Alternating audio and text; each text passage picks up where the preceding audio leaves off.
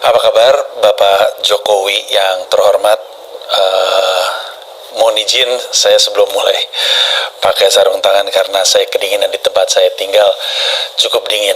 Nama saya Panji Pragiwaksono, Pak Jokowi. Saya adalah pembayar pajak rakyat Indonesia yang bikin video ini karena punya keresahan terkait apa yang Bapak baru saja baru-baru ini ucapkan tentang bahwa presiden, menteri itu boleh memberi dukungan dalam konteks pemilihan capres. Saya sebenarnya niat bikin video ini sudah cukup lama. Ada aja momen-momen di mana Bapak membuat sebuah pernyataan yang membuat saya gusar dan ingin memberi pendapat. Tapi kesibukan membuat momen-momen tersebut hilang. Syukurnya Bapak tidak berhenti membuat pernyataan-pernyataan yang saya anggap kontroversial sehingga ketemu lagi momennya untuk membuat video ini. Bapak sekali lagi mengatakan bahwa sebagai presiden itu boleh. Presiden boleh menunjukkan pilihan, mendukung kepada capres. Menteri boleh. Yang mana agak berseberangan dengan apa yang Bapak katakan bahkan beberapa bulan sebelumnya atau mungkin beberapa tahun sebelumnya juga pernah. Tapi oke lah. Bapak bikin pendapat dan Bapak mengatakan secara aturan hukum boleh asal mesti cuti dan tidak pakai fasilitas negara. Dan Bapak mengatakan itu sambil senyum dengan sangat yakin dengan salah satu paslon di belakang Bapak yang juga ngangguk-ngangguk membenarkan ucapan Bapak. Nah, ini letak keresahan saya. Bapak berbicara seperti itu karena Bapak yakin Bapak tidak melanggar aturan apa-apa. Bapak nggak melanggar hukum. Dan ya, kita memang bukan di eranya Richard Nixon ya Pak ya, yang waktu itu gara-gara Frost, waktu diwawancara, sampai bilang, I'm saying that when a president does it, it's not illegal. Wow. Seorang presiden Amerika Serikat bilang, maksud saya, kalau presiden yang ngelakuin itu nggak ilegal. Setelah pada akhirnya kenapa Richard Nixon diturunkan. Kita udah bukan di situ lagi ya Pak ya. Pak Jokowi nggak mungkin lah dalam posisi menjadi presiden melakukan sesuatu yang melanggar hukum, melanggar aturan. Yang lebih mungkin adalah daripada melanggar itu aturannya diganti dulu. Seperti yang terjadi dengan aturan batas usia untuk seseorang bisa menjadi wakil presiden. Hasil MK-nya mengatakan bahwa boleh selama pernah jadi kepala daerah. Sesuatu atau sebuah keputusan yang sebenarnya oleh MK sudah dikatakan sebenarnya ini cacat. Makanya orang-orang merespon dengan cemas ketika pada akhirnya walaupun sudah dikatakan itu keputusan yang salah, keputusan yang cacat, ternyata MK bilang, tapi itu berlaku untuk kedepannya, yang belakang sudah terjadilah. Tapi lolos tuh Pak, aturan berubah. Termasuk aturan yang juga direvisi terkait menteri nggak perlu mundur ketika mau nyapres atau nyawapres. Ini menambah aturan yang sebelumnya sudah pernah ada, yaitu bahwa wali kota atau kepala daerah selama ini memang sudah nggak apa-apa, nggak perlu mundur. Itu aja sebenarnya aneh, setidaknya menurut saya pribadi. Tapi aturan yang aneh itu ditambah dengan menteri sekarang juga tidak perlu mencopot jabatannya, yang mana kami semua tentu khawatir karena menteri ataupun kepala daerah ataupun presiden itu kalau menurut Bapak boleh untuk terus berkampanye. Dalam niatnya berkampanye, orang-orang yang ada di bawahnya bingung ini lagi melakukan dengan kapasitas sebagai apa. Ketika seorang kepala daerah, seorang menteri, seorang presiden meminta sesuatu kepada anak buahnya akan bertanya, ini dalam kapasitas beliau jadi wali kota, jadi menteri, jadi presiden, atau jadi seorang pendukung? Karena saya nggak mendukung dukungan Bapak. Tapi kalau misalnya saya menolak, nanti kenapa? Ini kan sesuatu yang membingungkan dan secara etika jadi tanda tanya. Kembali lagi ke lolosnya putra Bapak untuk bisa menjadi wakil presiden, ini menambah bingung rakyat Indonesia. akan peran Bapak dalam Pilpres ini. Nah, kalau kita kembali ke pernyataan Bapak bilang seorang presiden boleh menunjukkan dukungannya, boleh berkampanye untuk capres, dan banyak orang menggunakan contoh Amerika Serikat itu Obama nunjukin kalau dia dukung Biden, Obama mesti menjadi presiden itu boleh satu-satu ya. Tapi kalau misalkan hanya karena itu Amerika terus benar, di Amerika juga boleh menjadi LGBT. Jadi kalau misalkan mau ngikutin Amerika, jangan setengah-setengah, total aja sekalian aja. Tapi nggak mau kan, banyak orang Indonesia nggak mau. Ya udah, kalau kita kesampingkan dulu soal Barack Obama dan Joe Biden. Tapi yang paling penting sebenarnya, kembali lagi ke pernyataannya dan kembali ke aturannya, adalah memang benar aturannya mengatakan boleh memberikan dukungan kepada capres selama cuti atau tidak menggunakan fasilitas negara, seperti yang Bapak bilang. Sekali lagi, Bapak ngomong gitu seakan-akan Bapak itu yakin pernyataan Bapak itu benar. Yang jadi pertanyaan sesungguhnya adalah, tapi Bapak sebenarnya lagi dukung siapa? Karena wartawan sempat nanya, Bapak berikan dukungan kepada siapa? Bapak nanya balik, menurut Anda emang saya dukung siapa? Saya nggak tahu kenapa wartawannya nggak langsung ngomong. Prediksi saya kaget wartawannya ketika dengar Bapak bikin pernyataan tersebut. Karena menurut keyakinan saya, Pak Jokowi yang saya hormati, menurut keyakinan saya, Bapak mendukung Pak Prabowo. Bilang aja, Pak. Bilang aja secara terbuka. Kalau Bapak dukung Pak Prabowo. Karena dengan itu, kami tahu, kami bisa minta Pak Jokowi untuk cuti. Tapi prediksi saya, Bapak nggak mau cuti ya, Pak. Makanya Bapak nggak ngomong secara terbuka bahwa Bapak mendukung Pak Prabowo. Kendatipun saya, media, dan banyak orang merasa iya, Bapak memberi dukungan kepada Pak Prabowo, cuman nggak ngomong. Sehingga kekhawatiran banyak orang adalah Bapak bisa menggunakan fasilitas negara, kan nggak ngomong, kan nggak cuti. Ngomong aja, Pak, bilang aja, sehingga kami tahu Bapak cuti, Bapak tidak menjabat presiden. Ketika Bapak menunjukkan dukungan adalah sebagai Bapak Joko Widodo saja, rakyat Indonesia yang punya hak, Bapak betul, tapi jadi tidak menggunakan fasilitas negara. Bapak ngomong gitu aja, di belakang Bapak ada menteri, itu kan dinilai oleh banyak orang seperti endorsement. Di mana tuh Pak dilakukannya? Di acara di mana Bapak sedang menjalankan fungsi menjadi presiden. Bilang aja, Pak. Sehingga kami bisa minta Bapak untuk cuti. Sehingga ketika, seperti contohnya usai debat capres ketiga kemarin, ketika Bapak bikin pernyataan, debat capres kemarin ini kok personal ya, nggak digagasan, kita tahu bahwa Bapak tuh lagi jadi Pak Joko Widodo, bukan jadi Presiden Republik Indonesia. Karena sekarang dengan Bapak nggak ngomong secara terbuka dan Bapak nggak cuti, itu Presiden Republik Indonesia yang lagi ngomong, Pak. Sekarang kalau Presiden Republik Indonesia aja mengendorse satu capres, ngapain kita pemilihan? Udah pasti menang. Waktu debat capres ketiga, ketika paslon 1 dan paslon 3 sama-sama mempertanyakan kinerja Pak Prabowo, lalu dianggap seperti sebuah nyerang, narasi tangisan, kemudian semua jadi personal. Ini semua diangkat nih. Pendapat Bapak itu satu narasi tuh dengan yang lain. Diangkat tuh semuanya tuh. Ketika debat capres-cawapres keempat alias debat cawapres putaran kedua, giliran Pak Luhut yang menjawab. Pak Luhut yang menjawab keresahan paslon 03 dan paslon 01.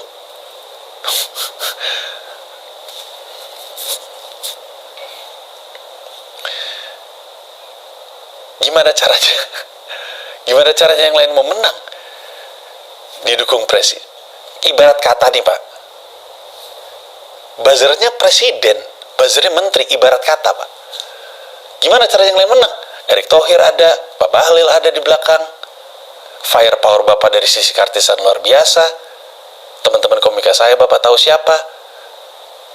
Deddy Kobuzier sahabat saya juga, Anji juga kemarin sempat berpendapat. Tentu mereka nggak akan mengaku Tapi kan kalau sahabat saya Cahyadi kan sekarang let call tituler close the door tuh Pak. Jadi ya saya nggak kaget kalau misalkan beliau memberikan dukungan kepada Pak Prabowo. Tapi di luar itu, sekarang kalau presidennya, menterinya, kemudian menunjukkan dukungannya secara terbuka, di saat ASN-nya foto pakai jari aja nggak boleh, apa yang lagi kita lakukan Pak? Dan selalu bermainnya seperti itu kan, tidak ada aturan yang dilanggar dan segala macam. Tapi kan kemudian kita berpikir Pak, maksudnya ini jatuhnya kayak waktu Bapak bilang bahwa oh ini nggak politik dinasti ini, nggak politik dinasti, karena ada pemilihan, kan rakyat milih, nggak dinasti lah, demokrasi ini, gitu ya. Sama seperti putra Bapak juga punya pendapat yang sama, enggak lah ini bukan dinasti, kan orang milih. Ngomong seakan-akan bapak-bapak lupa kami ini siapa. Lupa Pak ya, kami ini kan rakyat Indonesia Pak, yang berarti kami tahu dinasti politik di negara demokrasi itu bentuknya seperti apa. Ya jelas lah Pak, bukan dinasti beneran, nggak ada yang ngomongin dinasti beneran. Tahu kami semua itu mah kerajaan, tahu kami, tahu ini negara demokrasi di mana orang dipilih, tahu kami. Kan yang lagi kami resahkan, yang sekarang terjadi adalah proses membangun dinasti politik di negara demokrasi. Ya bentuknya seperti ini, karena kami udah ngeliatnya dari lama Pak. Kami ngeliat dinastinya Pak Karno, Bung Karno, kami ngeliat dinastinya Pak SBY, kami udah terbiasa ngeliat itu, sehingga ketika itu terjadi, dilakukan oleh Bapak, kami tahu apa yang lagi terjadi. Kami tahu Pak, kami tahu ketika satu keluarga punya perwakilan di judikatif, punya perwakilan di legislatif, punya perwakilan di eksekutif, di berbagai level. Saya ingat Bapak waktu itu pernah bilang, ketika MK bikin keputusan, Bapak bilang, kan saya nggak mau intervensi. Ya nggak apa-apa, nggak apa-apa. Itu kan ranahnya, nggak boleh dong Presiden intervensi. Pak, Bapak ngomong gitu, seakan-akan Bapak pikir semua orang pikir Bapak benar. Kan kami tahu Pak, kami tahu bahwa dulunya waktu dinasti beneran, eksekutif, judikatif, legislatif, satu pelakunya, yaitu si raja. Tapi kan power tends to corrupt, absolute power tends to corrupt absolutely, dipecah tiga. Kenapa? Biar justru ada ruang diskusi. Karena ini tuh nggak bisa dilakuin sama satu orang, jadinya pemimpin yang zalim dipecah supaya ada ruang diskusinya. Lah kalau misalkan ya eksekutifnya diem aja terhadap apa yang terjadi di judikatif, ya pembiaran dong. Kan harusnya justru ada sistem kontrolnya Pak. Sekarang gini, kalau Bapak nggak percaya bahwa kami semua tahu yang Bapak katakan itu salah, bahwa eksekutif, judikatif, legislatif punya ruang untuk diskusi, punya ruang untuk koreksi. Bapak mesti tahu, kami tahu apa yang terjadi di antara eksekutif dan legislatif ketika mau bikin undang-undang. Masa ketika DPR bikin undang-undang, sebagai eksekutif Bapak bilang, oh nggak bisa dong, saya nggak mau intervensi dong. Itu kan nanti saya dibilang intervensi. Loh bukan, emang itu ruang diskusinya. Makanya ketika DPR bikin RUU didiskusikan sama pemerintah punya usulan undang-undang didiskusikan sama DPR, justru itu ruang koreksinya.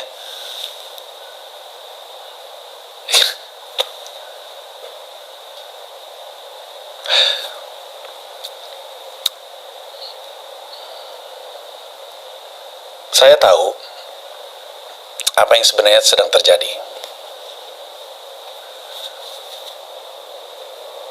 Saya tahu bahwa yang sedang berjalan sekarang sedikit banyak bukan hanya maunya Bapak, tapi maunya di sekitar Bapak. Dan video ini memang judulnya seakan-akan ingin berbicara kepada Bapak, tapi itu cuma cara masuk saya untuk ngomong sama orang-orang di sekitar Bapak, orang-orang yang diuntungkan dengan dinasti Bapak. Ya kita sama-sama tahu Pak ya, raja itu di akhir masa jabatannya resah, karena dia tahu orang-orang terdekatnya yang selama ini dapat akses lagi resah. Ketika seorang raja menjabat dan memimpin, dia punya orang-orang kepercayaan di sekitarnya dia yang dia beri akses, Pak. Ya, ada yang dikasih akses terhadap keamanan, ada yang dikasih akses terhadap pertambangan, ada yang dikasih akses terhadap perdagangan, ada yang dikasih akses terhadap kesehatan. Ini ada orang-orang di sekitar sang raja yang punya akses dan menikmati akses tersebut untuk alasan masing-masing, entah karena ingin punya rasa berkuasa atau emang ingin sedang memperkaya diri. Tapi orang terdekatnya para raja yang selama ini dapat akses dari raja sedang nyaman di posisi itu. Tapi orang-orang ini, Pak, khawatir karena dia ngeliat rajanya sebentar lagi selesai. Mereka senang mendapatkan akses terhadap beberapa area ini sehingga mereka bertanya-tanya, saya ingin terus mendapatkan akses ini, apa yang saya mesti lakuin? Rajanya udah mau meninggal, kasarnya ini kalau misalnya lagi di kerajaan, Pak ya, rajanya udah mau selesai. Sehingga orang-orang ini meninggalkan sang raja untuk mendukung orang lain, supaya ketika orang lain itu menjabat, dia bisa terus mendapatkan akses yang selama ini dia dapatkan. Raja cemas. Raja nggak ingin ditinggalkan. Raja juga punya kepentingan. Jadi raja bilang, tenang, nggak usah gusar, nggak usah pindah-pindah kemana-mana, nggak usah menusuk saya dari belakang karena Anda ingin pindah ke tempat lain, nggak usah, di sini aja, anak saya yang nerusin. Tenang, anak saya yang nerusin. Anak saya yang nerusin, dan anak saya akan memastikan bahwa bapak-bapak, ibu-ibu sekalian akan tetap mendapatkan akses terhadap apa yang bapak ibu selama ini kuasai.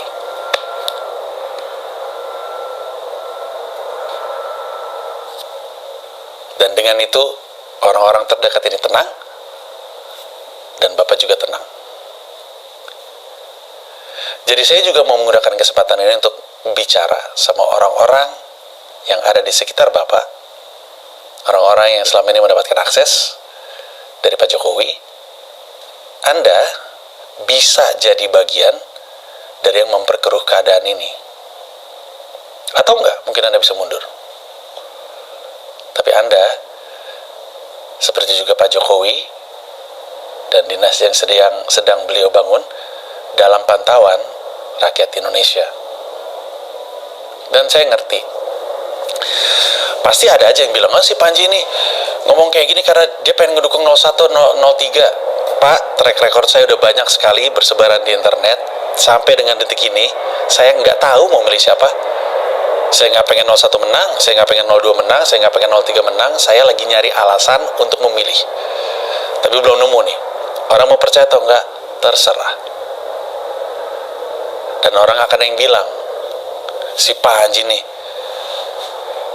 pengen jatuhin Jokowi. Enggak, Pak. Saya bikin ini bukan karena pengen jatuhin Jokowi. Saya bikin ini karena ingin membangun Indonesia. Saya bikin ini bukan karena pengen jelek-jelekin Jokowi. Saya bikin ini karena pengen bagus-bagusin Indonesia.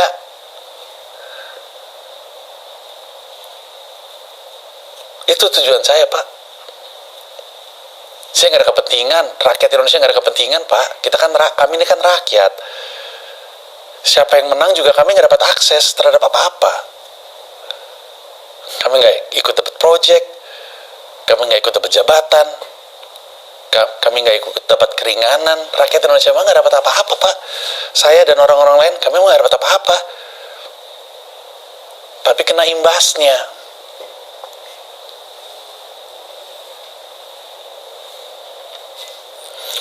Cuman ingin jadi Indonesia jalan ke arah yang lebih baik, itu aja.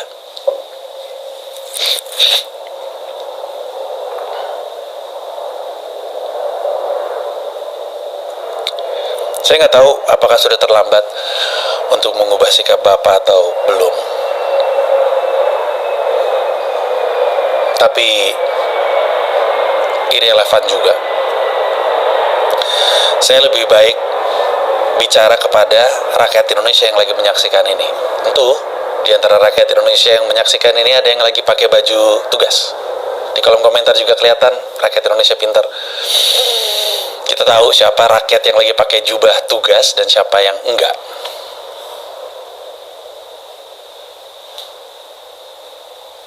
Kepada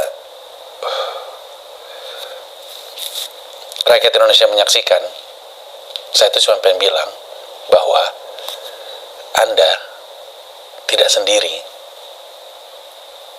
Saya juga berpikiran sama seperti Anda. Video ini cuma mau bilang kepada Pak Jokowi, kepada semuanya, bahwa kita ini tahu apa yang sedang terjadi. Kita ini tahu bahwa apa yang dikatakan itu salah. Kita ini ngerti. Karena saya nggak unik-unik amat. Saya cuma satu dari sebagian rakyat Indonesia. Video ini cuma pengen bilang bahwa Anda nggak sendiri. Dan Anda nggak perlu takut. Sekarang justru adalah momen yang tepat untuk seperti sekarang. Tahu nggak kenapa? Ini saya ngomong kayak gini, nggak akan terjadi apa-apa sama saya. Nggak akan ada yang mencekal saya, nggak ada yang menahan saya, nggak akan ada. Tahu nggak kenapa? Karena rezim ini lagi pengen membuktikan bahwa indeks kebebasan berpendapat di era rezim ini lagi baik.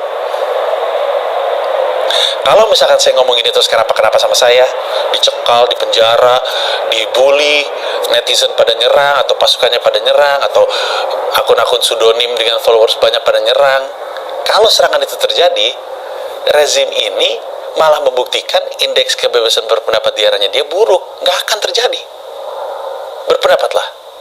Sekarang waktunya. Sekarang adalah waktunya untuk memperjuangkan tanah air kita. Yang lain lagi pada sibuk memperjuangkan kepentingan, jabatan, akses terhadap proyek dan segala macam. Kita cuma punya kepentingan ada tanah air yang pengen kita bela. Kita pengen bilang, enggak, gue nggak bisa dibohongin.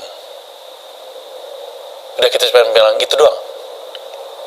Dan gimana kalau kita bisa mengubah keadaan? Bagaimana kalau kita bisa membuat Indonesia jadi lebih baik? Gimana kalau kita kembalikan fitrahnya, bahwa harusnya bukan kita yang takut sama pemerintah, bukan kita yang takut sama buzzer-buzzernya. Kita kembalikan ini ke jalan yang benar. Kita bikin pemerintah yang takut sama kita, pemerintah yang mesti milih kata-kata ketika berhadapan dengan kita, pemerintah yang mesti hati-hati. Bukan kita yang mesti hati-hati dengan omongan kita. Duh, pengen berpendapat, tapi kita kayaknya mesti hati-hati. Hati-hati. Mereka yang harusnya hati-hati. Mereka yang harusnya takut sama kita. Karena Presiden Republik Indonesia kerjanya untuk kita.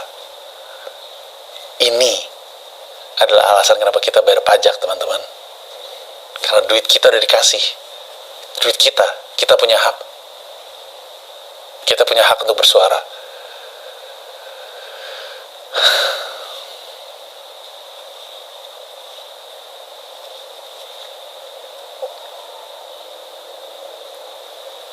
Moga-moga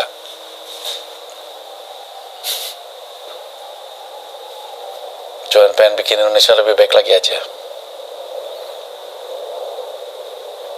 Gak punya negara lain kita. Gak punya tanah air lain. Lahir di sini, meninggal di sini. Tempat berlindung di hari tua.